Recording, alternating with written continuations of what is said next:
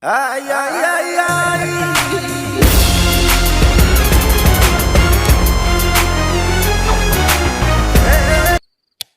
Teknik sipil adalah jurusan yang akan mendidik kamu menjadi seseorang dalam tanda kutip mandor proyek infrastruktur. Infrastruktur yang dimaksud sangat beragam, mulai dari bangunan, rumah, gedung bertingkat, jalan raya, jembatan, pelabuhan, bandar udara, dan masih banyak lagi. Mempelajari ilmu teknik sipil, kamu akan memahami unsur-unsur bangunan seperti beton, baja, aspal, dan lain-lain. Selain itu, kamu harus memahami bagaimana perencanaan struktur bangunan yang kuat, layak, dan efisien. Di jurusan teknik sipil ini, kamu juga akan mempelajari dasar rancangan arsitektur.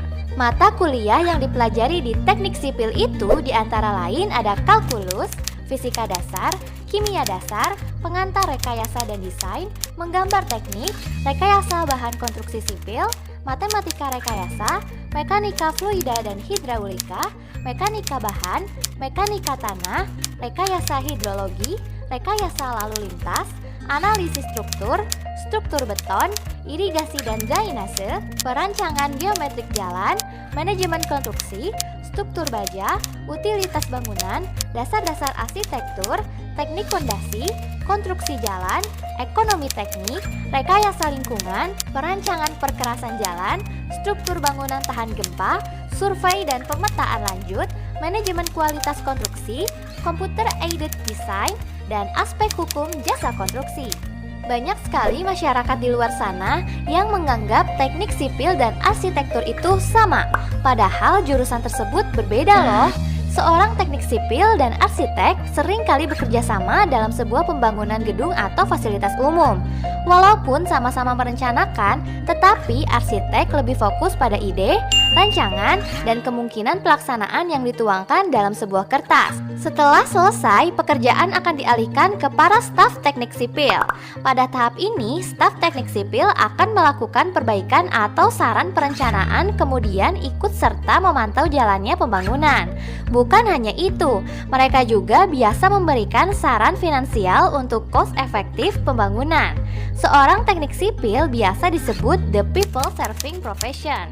Julukan ini mereka dapatkan setelah banyak berperan dalam pembangunan dan perawatan fasilitas umum. Julukan lain yang ditujukan oleh masyarakat kepada seorang teknik sipil adalah ahli matematika, mengingat seluruh tahapan pekerjaan mereka menggunakan matematika kalkulus. Teknik sipil merupakan ilmu terapan yang mencakup teknologi merancang, membangun, dan memelihara serta memperbaiki bangunan. Di luar negeri, jurusan teknik sipil ini dikenal sebagai civil engineer. Ruang lingkup jurusan teknik sipil tidak hanya fokus pada pembuatan bangunan saja, tetapi juga bagaimana cara memilih material yang cocok, mengatur sumber daya air, hingga merancang desain konstruksi. Kemajuan teknologi transportasi akan berpengaruh pada pembangunan infrastruktur seperti perluasan jalan, pembangunan jalan tol, underpass, flyover, dan lain-lain. Perubahan lingkungan pun akan berpengaruh terhadap pembangunan, contohnya seperti unsur cuaca, iklim, struktur tanah, dan gempa bumi menjadi pertimbangan yang sangat penting dalam pembangunan gedung dan infrastruktur. Mahasiswa jurusan teknik sipil ini dituntut teliti, detail, profesional, cermat, dan senang bekerja lapangan. Setelah lulus, kebanyakan orang akan memanggil kamu sebagai insinyur. Insinyur atau ahli teknik sipil sering bekerja sama dengan berbagai tim, di mana mereka menggunakan teori dan model bangunan untuk memprediksikan kinerja suatu desain atau bangunan. Lulusan dari teknik sipil ini bisa bekerja di instansi pemerintahan, contohnya seperti di Dinas PU atau Kementerian Pekerjaan Umum dan Perumahan Rakyat. Tidak hanya pembangunan, tapi juga mencakup pemeliharaan bangunan yang sudah ada. Dinas PU ini tidak hanya di pemerintah pusat saja, tetapi termasuk di pemerintah provinsi, kota, dan kabupaten. Selain bekerja di pemerintahan, lulusan teknik sipil juga tentu saja bisa bekerja di perusahaan swasta ataupun perusahaan BUMN ternama di Indonesia. Bekerja di perminyakan, baik minyak maupun gas, di pertambangan batu bara, dan manufaktur yang nantinya akan mendapatkan gaji yang cukup tinggi. Kamu juga bisa memilih menjadi sebagai wira swasta.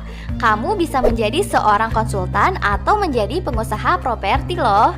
Dengan memiliki skill dan pengetahuan seputar bangunan, pastinya akan menjadi pondasi dasar yang kuat dalam membangun bangunan yang menarik, kokoh, dan dengan harga yang bisa bersaing.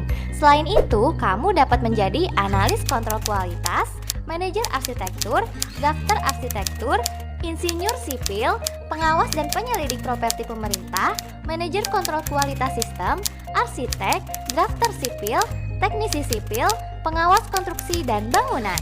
Jurusan teknik sipil sudah tersedia di perguruan tinggi negeri dan swasta, di antara lain ada di Institut Teknologi Bandung, Universitas Sriwijaya, Universitas Hasanuddin, Universitas Negeri Semarang, Universitas Andalas, Universitas Gunadarma, Institut Teknologi Nasional, Universitas Bina Nusantara, Universitas Trisakti, dan masih banyak lagi.